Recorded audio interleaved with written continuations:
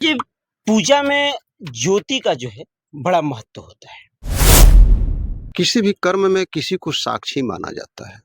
दीपक हमारे सारे सत्कर्मों का साक्षी माना गया है। बगैर दीपक के कोई भी कार्य नहीं करना चाहिए। ये दीपक जो होता है कि अगर बीच में बुझ जाता है तो उसे फिर दोबारा, लेकिन भक्तों के अंदर एक थोड़ा-सा एक मन में संकोच हो जाता है कि बुझ गया तो क्या हम शुरू से फिर से करें?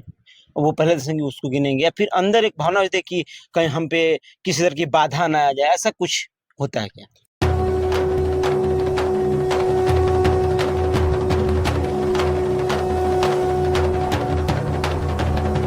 ये पूजा में ज्योति का जो है बड़ा महत्व होता है। तो अखंड एक ज्योति होती है और एक जो होता है कि 9 दिन जो ज्योतियाँ पूरी जलती रहती है, तो इसमें कितना भेदभाव होता है, अंतर कितना इसमें होता है अखंड ज्योति और ये 9 दिन का जो दीप जलता रहता है? देखिए, अभी आपके स्टूडियो में आने से पूर्व जी। मेरी धर्मपत्नी भी इस प्रश्न को हमारे सामने उठाई थी कि हमारे घर नवरात्र का पाठ होता है, दुर्गा जी का पाठ होता है, 9 दिन चलता रहता है। तो बोली कि दीपक के बारे में थोड़ा-सा प्रकाश डालें, तो हम बल्कि उनको बोले कि ठीक है, न्यूज़ चैनल पर मैं जा रहा हूँ और वहीं के माध्यम से इसके विषय में आपको जानकारी मिल जाएगी। देखिए, दीपक के बारे में पहले तो सबसे किसी भी कार्य को करने से पूर्व हम लोग दीप प्रज्वलित करते हैं और उसका मंत्र है कि भो दीपदेव स्वरूपम कर्म साक्षी है विघ्नकृत यावत कर्म समाप्ति स्यात् तावत् सुस्थिरो भव प्रसन्नो भव वरदो भव। किसी भी कर्म में किसी को साक्षी माना जाता है। दीपक हमारे सारे सत्कर्मों का साक्षी माना गया है। और किसी भी अनुष्ठान में नियम भी है कि अगर घी का दीपक जलाते हैं तो देवी या देवताओं के उनके दाहिने हाथ की ओर जलाएं, और यदि तेल का या तिल्ली के तेल का या सरसों के तेल का यदि हम दीपक जलाते हैं तो देवताओं के बाएं हाथ की ओर हम जलाएं। और अब इसमें होता है कि कुछ लोग जो है अहोरात्र 9 रात्रि पर्यंत जलाते हैं, यानी 9 दिन तक उनका अखंड दीपक जलता रहता है। 9 दिन के अखंड ज्योति जलाने का बहुत बड़ा महत्व है। 9 दिन तक जो कुछ भी हम दीपक जला करके देवी देवता के सामने अपना जप तप पूजा पाठ वगैरह करते रहते हैं, दीपक ही उसके साक्षी होते हैं और वही जो हमारे आगामी यानी भावी मार्ग को एक तरह से प्रशस्त करते हैं और उसको प्रकाशित करते हैं।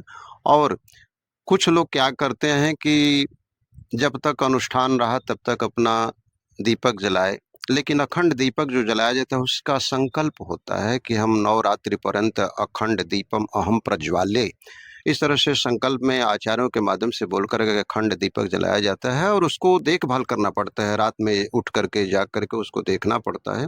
लेकिन जो संकल्पित नहीं है वो यदि दीपक पूजा पाठ के बाद यदि बुझ जाता है तो उसमें शास्त्र में नियम है कि उस दीपक की बत्ती को और घी को बदल करके पुनः दूसरा घी और बत्ती डाल करके और दीपक जला करके हाथ को धो करके इसके बाद अपना कार्यक्रम आगे बढ़ा सकते हैं। दीपक का हमारे पूजन पाठ में विशेष महत्व है और उससे सारी मनोकामनाएं पूर्ण होती। किसी के साक्षित्व में कोई कार्य करेंगे तो उसका एक तरह से गवाह होता है।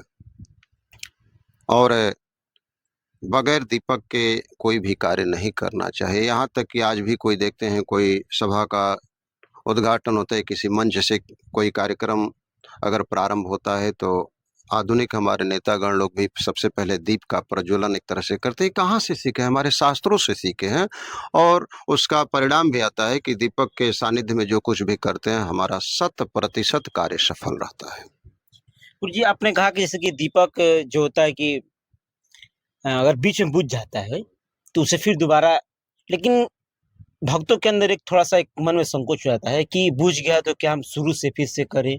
और वो पहले से ही उसको गिनेंगे, या फिर अंदर एक भावना होती है कि कहीं हम पे किसी तरह की बाधा ना आ जाए, ऐसा कुछ होता है क्या? नहीं, ये शंका निर्मूल है, इस पर कोई शंका करने के लिए कहीं जगह नहीं है। दीपक या तो असावधानी से बुझती होगी या घी हमारा सही नहीं होगा या बत्ती को हम सही नहीं किए होंगे। माँ कभी भी किसी भक्त का हित नहीं करती है, न वो सोचती है। कुपुत्रो जायत क्वचिदपि कुमाता न भवति। पुत्र कुपुत्र हो सकता है, लेकिन माता कभी कुमाता नहीं होती है। और कभी भी अपने पुत्र का, अपने संतान का, भगवान अपने भक्तों का कभी भी अहित नहीं सोचते हैं, इसलिए इसमें शंका नहीं करनी चाहिए। हाँ, उसके प्रति सावधान रहना चाहिए, सचेत रहना चाहिए, और उसको पुनः ठीक करके, हाथ धो करके, उसमें कहीं फिर वापस लौटने की गुंजाइश नहीं है, वहीं से फिर शुरुआत की जा सकती है। कोई ऐसा चिंता के लिए कोई जगह नहीं है। पुनः पूजा करें, पुनः दीपक जलाएं, हाथ जरूर धोएं, क्योंकि 32 अपराधों में दीपक स्पर्श करके न हाथ धोना 32 अपराधों में आता है। इसलिए दीपक प्रज्वलित करने के बाद हाथ अवश्य धो लेना चाहिए। कि गुरुजी मैंने सवाल इसलिए रखा ये कि जब दीपक मैं जलाया था एक बार, तो पूजा जैसे कीर्तन वगैरह किया जा रहा था, तो बाबा जी ने दीपक जलवाया। फिर उसके बाद एक लोग जैसे आते कि अपना भी घी डाल करके होते कि चलो मेरा भी इसमें हो जाएगा, लापरवाही से बुझ गए थे। तो मेरे अंदर भी वो संकोच पैदा हो गया था कि एक डर, एक भय, नींद नहीं आती थी कि दीपक मेरा बुझ गया, पता ये। तो ये प्रश्न मैंने खास तौर से इसलिए रखा था। मनुष्य गलती का पुतला होता है, और 84 लाख योनियों में वो अपने कर्मों का फल भोगने के लिए आता है। बार बार परमात्मा उसको ढकेलता है, तुम अमुक योनि में जाओ और जा करके अपने कर्मों को सुधारो और यहाँ से फिर मुक्ति पाओ। तो गलती करना हमारा एक तरह से अगर कहें तो जन्म सिद्ध अधिकार है मनुष्य का, और गलती से ही सीख मिलती है। लड़का यदि क बनाता है तो बार बार क बनाने में उसको तमाम परेशानी आएगी। कभी क के बदले क का इधर बांह लटका देगा, कभी जीरो के बदले कुछ लंबा खींच देगा। तो गलती करके ही तुम सही करें। संसार में जो भी आगे बढ़े हैं वो कुछ सीखे हैं, कुछ गलती की है। तब जब हम करेंगे तभी ना गलती होगी, जब करेंगे नहीं तो गलती होगी कहाँ से। इसलिए गलती भी तो करना सीखे, पहले करना तो प्रारंभ कर दे, धीरे धीरे गलती सही हो जाएगी। तो इसको गलती नहीं माना जाएगा।